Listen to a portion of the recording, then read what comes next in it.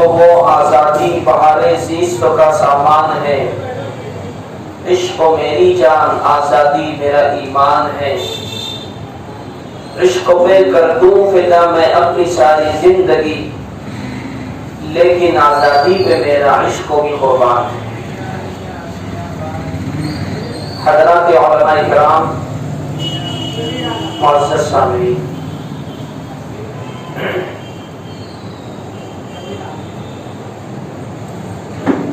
15 اگست 1997 کی بات ہے۔ اس وقت کے ہندوستان کے وزیر اعظم مسٹر اٹل بہاری واجپئی صاحب نے مسلمانوں کے ہی تعمیر کردہ اور مسلمانوں کے ہی دیے ہوئے لال قلعہ کی فصیل سے خطاب کرتے ہوئے، اور یہ خطاب ان کا اس وقت تو تھا جب ہندوستان اپنی آزادی کا گولڈن جوبلی یعنی 50 سال منا رہا۔ ہمارے ملک کا یہ دستور ہے کہ جو کوئی بھی وزیر اعظم یا پرائم منسٹر ہوتا ہے تو وہ 15 اگست کو لال قلعہ کی فصیل سے خطاب کرتا ہے، اور اپنے خطاب میں وہ اس ملک کو آزاد کرانے کے لیے جن مجاہدین آزادی نے، جن فریڈم فائٹرز نے اپنی جانوں کا نذرانہ پیش کیا ہے، ان کی قربانیوں کا اور ان کے ناموں کا تذکرہ کرتے ہیں۔ اٹل بہاری واجپئی صاحب سے قبل جو بھی پرائم منسٹر سے گزرے ہیں، وہ اپنی تقریر میں بہت سارے فریڈم فائٹرز کے ناموں کو لیا کرتے تھے، اور ساتھ میں ایک دو شو پیس کے طور پر ایک دو مسلم مجاہد آزادی کا بھی وہ تذکرہ کر دیا، یعنی بیلنسنگ کے اعتبار سے وہ لوگ اس طریقے کی کا نام لے کر دیا کرتے۔ لیکن اٹل بہاری واجپئی صاحب نے 50 سال جب ہندوستان کی آزادی کو ہوئے، وہ موقع ایسا تھا کہ پورا ملک جشن کے اندر ڈوبا ہوا تھا، اور اس وقت کے اخبارات اس بات کے گواہ ہیں کہ پورا دلی شہر وہ جشن منا رہا تھا، خوشی منا رہا۔ تو انہوں نے اپنی تقریر میں بہت سارے مجاہدین آزادی کا تذکرہ کیا، لیکن جان بوجھ کر کہنا چاہیے انہوں نے ایک بھی مسلم مجاہد آزادی کا تذکرہ نہیں۔ تو اس وقت جمعیت علماء ہند کے صدر حضرت مولانا سید اسد مدنی فدائے ملت رحمت اللہ علیہ نے اس بات کو محسوس کیا کہ ملک کے ایک عظیم منصب پر، اور کہنا چاہیے کہ سب سے بڑے منصب پر جو شخص و فائز ہے، وہ شخص بھی کسی مسلمان کا تذکرہ نہیں کر رہا ہے، تو یہ بڑے افسوس کی بات ہے۔ حضرت فدائے ملت رحمت اللہ علیہ نے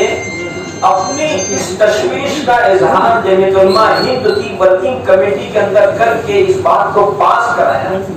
کہ اب ہمیں اسکولی نصابوں پر یا حکومت پر ہمیں بھروسہ نہیں، اب ہم از خود جائیں گے اور ملک و ملت کو اور بطور خاص مسلمانوں کو اپنے اسلاف کی اور مسلم علماء کی قربانیاں جو ہے اس کو یاد دلائیں۔ تب سے لے کر آج تک یہ سلسلہ چل رہا ہے۔ آج کا یہ جو پروگرام ہے اسی سلسلے کی ایک کڑی۔ میرے دوستو، مجھے جو عنوان دیا گیا ہے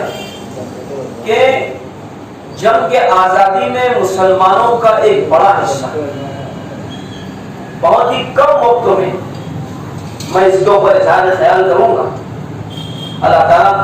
صحیح بات ہے مجھ سے کہلوا دے۔ اس ملک کے اندر مسلمانوں کی حکومت چل رہی تھی، مغلیہ سلطنت کا دور تھا۔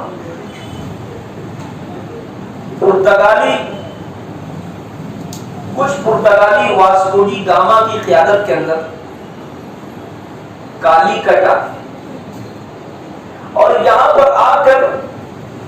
ان لوگوں کو یہاں کا ماحول پسند آیا اور یہاں پر انہوں نے تجارت شروع کر دی۔ اس کے بعد یہ بات ہوتے ہوتے انگلینڈ پہنچی، تو انگلینڈ کے اندر وہاں کے جو انگریز تھے انہیں جب ہندوستان کے حالات اور یہاں کی تجارتی منڈی سے متعلق معلومات بھی کہ بڑی کہنا چاہیے ہندوستان کی زمین بڑی زرخیز ہے، وہاں سے تجارت کرنا، وہاں سے بزنس کرنا بہت نفع بخش اور فائدے مند ہوتا ہے۔ مفتی سلمان منصور پوری نے لکھا ہے کہ 101 افراد نے مل کر کے ایک کمپنی بنائی اور انہوں نے اس کا نام رکھا ایسٹ انڈیا کمپنی، اور پھر وہ ہندوستان کے اندر وہ تجارت کی غرض سے آئے۔ یہ کہنا چاہیے یہ جو دور تھا اورنگزیب عالمگیر رحمت اللہ علیہ کے پہلے کا، وہ لوگ یہاں پر آ کر کے اجازت طلب کرتے رہے، اپنے پیر پسارنے کی کوشش کرتے رہے، لیکن جب تک اورنگزیب عالمگیر رحمت اللہ علیہ مغلیہ سلطنت کے تخت پر براجمان رہے انہوں نے اجازت نہیں دی۔ لیکن جب اورنگزیب عالمگیر کا انتقال ہو گیا اور پھر ہندوستان کے اندر طوائف الملوکی کا، جس کی لاٹھی اس کی بھینس اور چھوٹی چھوٹی ریاستیں وہ خود مختار ہو گئی اور انہوں نے اپنی ریاست کا اپنی حکومت کا اعلان کر دیا، تو انگریزوں کو یہاں پر پیر پسارنے کے اندر آسانی ہوئی اور اس طریقے سے ان کے پیر یہاں پر جمے، اور ان لوگوں نے جب دیکھا کہ یہاں کے راجا مہاراجا، یہاں کے نواب یہ آپس میں دست و گریبان، ایک راجا طاقتور ہوتا ہے تو وہ دوسرے پر حملہ کرتا ہے اور اس کی ریاست پر قبضہ کر لیتا ہے، پھر تیسرا دیکھتا ہے کہ وہ اس سے زیادہ طاقتور ہے تو اس کے اوپر قبضہ کر لیتا ہے۔ دیکھا وہ لوگوں نے تو یہ انگریز بھی جو تھے یہ تن کے تو گورے تھے لیکن من کے کالے تھے، ان لوگوں نے بھی ہندوستان کی ریاستوں پر قبضہ کرنا شروع کیا، یہاں تک کہ وہ دھیرے دھیرے ہندوستان کی 4 ریاستوں پر قابض ہوئے۔ سب سے پہلے اس خطرے کو محسوس کیا ہے جس شخصیت نے،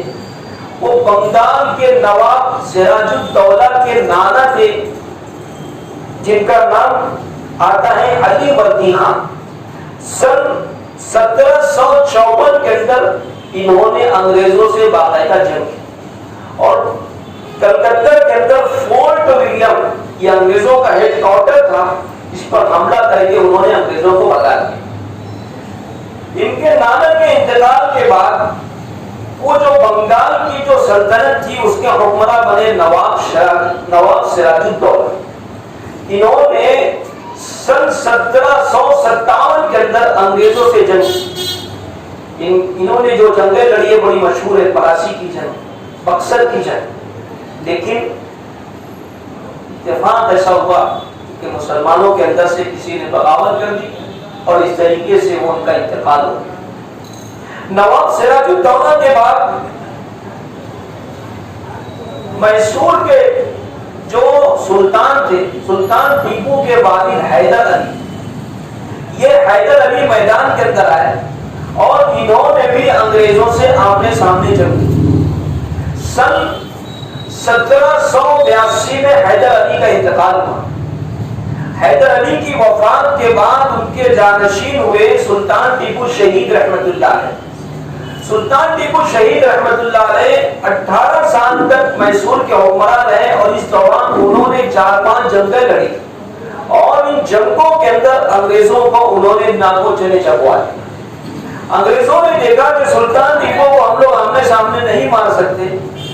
تو ان لوگوں نے اندر کا ہاتھ بتایا اور ایک خرید لیا میر قاسم کو، میر جعفر، میر شاہی کو انہوں نے خرید لیا اور عین میدان جنگ کے اندر اس بدبختوں نے بغاوت کی، اس طریقے سے سلطان ٹیپو شہید رحمت اللہ علیہ شہید ہو گئے۔ جب انگریزوں نے دیکھا کہ یہ سلطان ٹیپو بھی شہید ہو گئے تو ان کی ہمت اور بڑھی اور اس طریقے سے پھر وہ دلی کی جانب روانہ ہوئے اور دلی پر جا کر کے ان لوگوں نے قبضہ کر لیا۔ اس فتنے کو اس وقت کے بہت بڑے عالم دلی کے اندر براجمان تھے، حدیث پاک کا درس دیا کرتے تھے، حضرت شاہ ولی اللہ محدث دہلوی رحمۃ اللہ علیہ کے فرزند حضرت شاہ عبدالعزیز محدث دہلوی رحمۃ اللہ علیہ 1803 کے اندر آپ نے جب حالات کا جائزہ لیا کہ انگریز پورے کہنا چاہیے کہ دلی پر قابض ہو چکے ہیں اور پورا آرڈر ان کا چلتا ہے، تو انہوں نے حالات کا جائزہ لے کر کے اس بات کا فتویٰ جاری کیا کہ ان الہند عادت دار الحرب، کہ ہندوستان آج سے دار الحرب ہو چکا ہے۔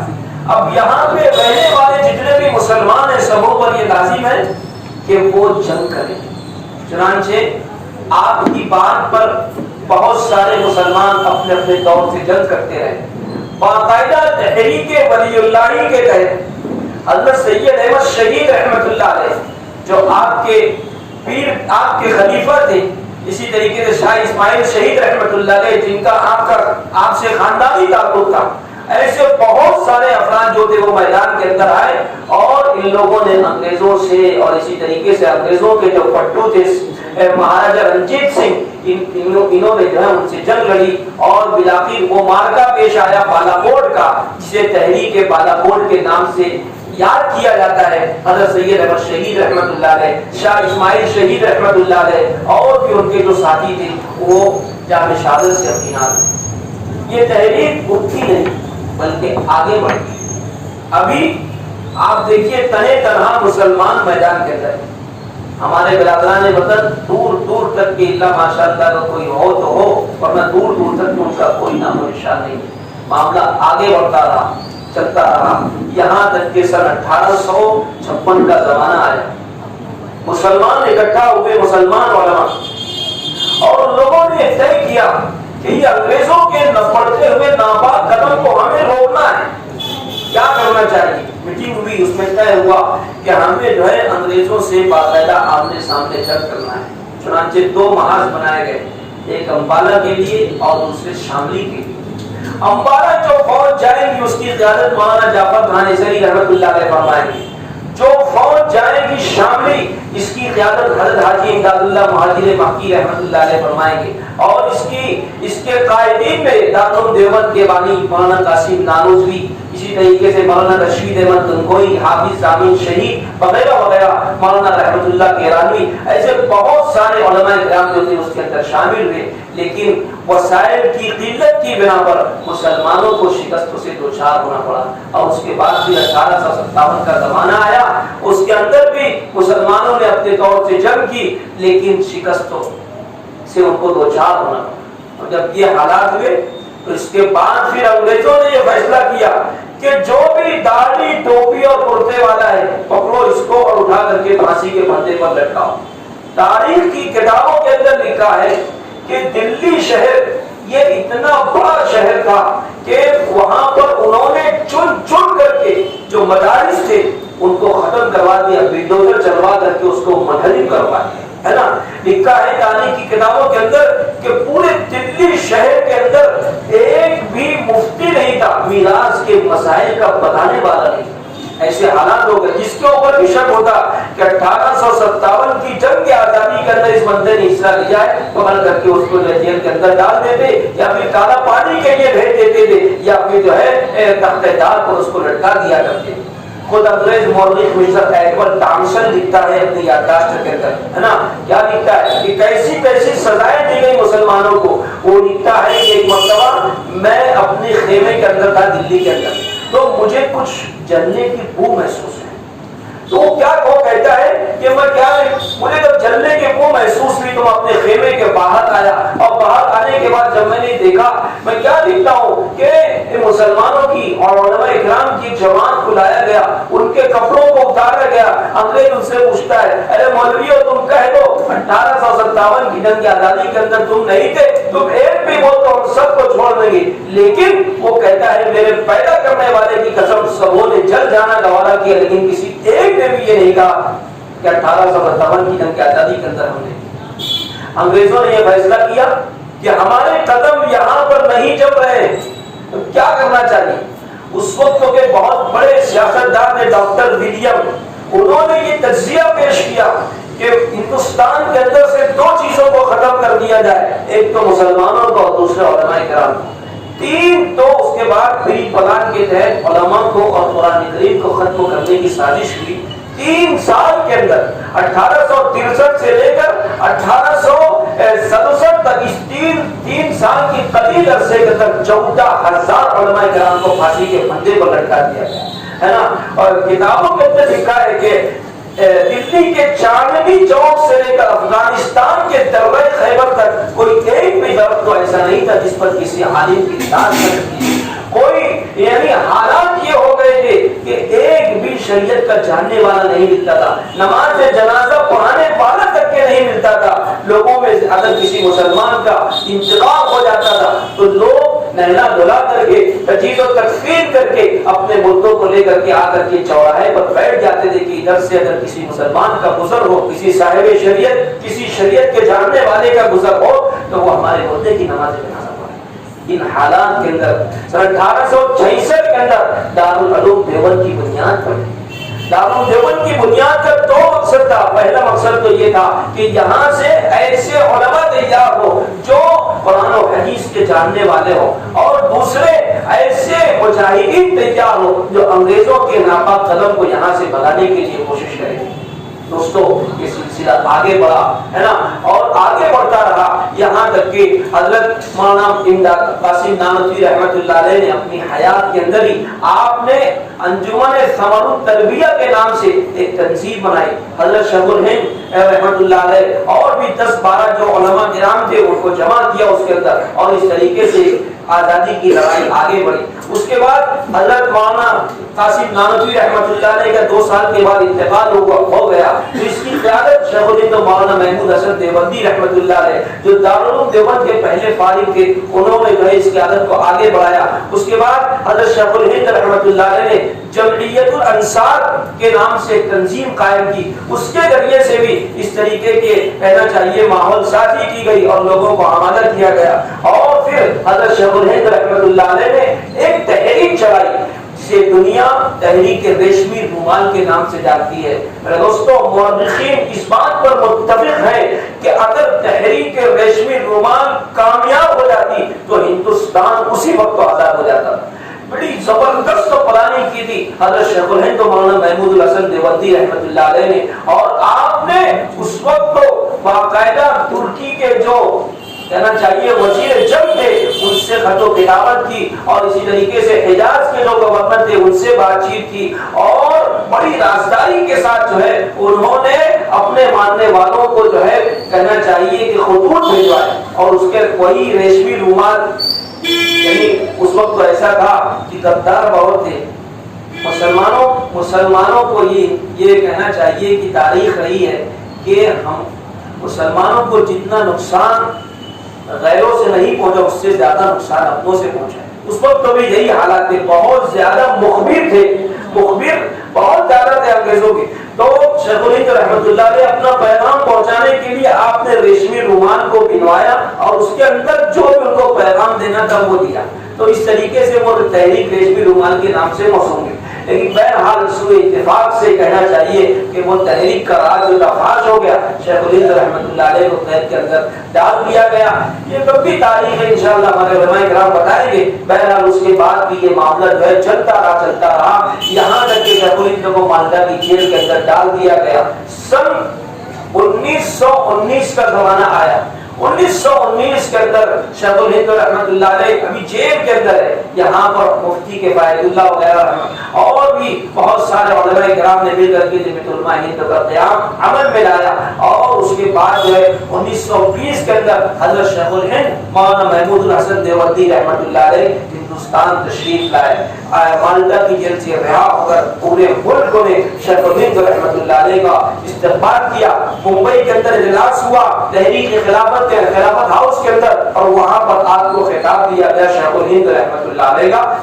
اس طریقے سے یہ معاملہ چلتا رہا۔ 7 سال کے بعد آپ کا بھی انتقال ہو گیا۔ پھر اس تحریک کی قیادت شیخ الاسلام حضرت مولانا حسین احمد مدنی رحمۃ اللہ علیہ نے فرمائی، اور پھر یہ معاملہ چلتا رہا چلتے چلتے 1942 کے اندر کوئٹ انڈیا یعنی انڈیا چھوڑو نامی تحریک جو گاندھی جی نے آواز لگائی تھی، اسی طریقے اس سے پہلے تحریک ترک موالات، اس کے اندر بھی مسلمانوں نے بہت ہی نمایاں رول ادا کیا۔ تحریک خلافت، اس کے اندر بھی مسلمانوں نے بہت بڑا رول ادا کیا۔ 1942 کے اندر کوئٹ